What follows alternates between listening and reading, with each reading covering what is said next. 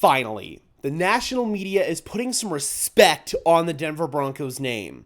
Entering this season, according to the national media, people outside of Denver, the general consensus was that the Denver Broncos had the worst roster in the NFL, and they were going to be lucky to win 5 games on the season. Well, fast forward to the end of the regular season, and not only did the Denver Broncos double that projected win total, winning 10 games and clinching a playoff berth, they also have as many players named to the Associated Press All-Pro as they did projected wins in 2024.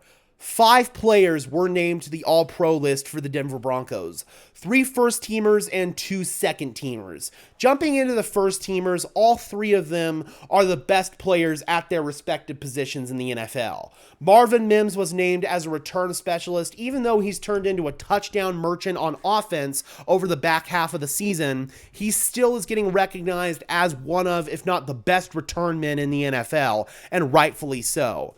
Quinn Miners went from a Division III player at Wisconsin Whitewater to first-team All-Pro, best right guard in football, and is now being paid handsomely by the Denver Broncos. It's been a great year for Quinn Miners, and unlike the Pro Bowl rosters, this is not split AFC-NFC. These are selections for all 32 teams in the NFL, so Quinn Miners was named as the best right guard in football. Joe Thuney was first-team All-Pro at left guard for the Kansas City Chiefs.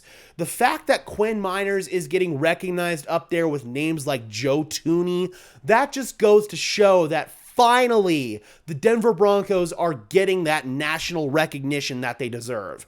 Pat Surtain, that was the easiest name you could put on this list. Every statistical metric will tell you that he's the best corner in the game. Every time you turn on the film and see him taking away number 1 receivers in the NFL, that tells you that he's the best corner in the game. This was the easiest first-team All-Pro selection for the Denver Broncos. One guy who should have been on this first team list that has to settle for second team is Zach Allen. And in my opinion, that is bull honky. If you put Zach Allen's stats next to Chris Jones or Cam Hayward's name, the 2 first team All-Pro selections, I would guarantee you that Zach Allen would be named first team All-Pro. But he doesn't have that name recognition yet. He still is not quite a household name in the NFL. So unfortunately, he's going to have to settle for second team All-Pro. That's bull in my opinion. I think that Zach Allen absolutely deserves to be first team All-Pro, and if he had just a little bit more name recognition with all of the numbers that he put together this year, he would definitely be first team All-Pro. As far as Nick Bonitto is concerned, I understand why he's second team. You've got guys like TJ Watt, Myles Garrett, Cam Hayward in the AFC, so...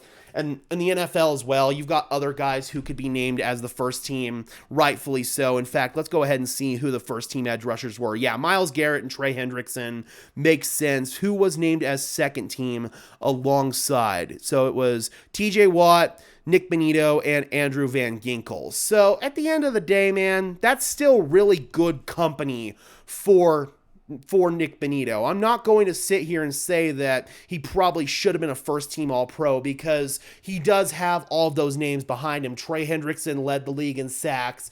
Myles Garrett put together an awesome season. TJ Watt put together an awesome season. Andrew Van Ginkel had a breakout year for the Vikings this year. So I get it. But at the end of the day, Zach Allen not being first-team All-Pro is still just a shred of disrespect that the Denver Broncos are continuing to get from the national media. But the fact that they got this level of recognition from the Associated Press, so members of the national media from all different sectors of the country, they all came together and put together this consensus list. Not bad, but I do think Zach Allen got snubbed a little bit.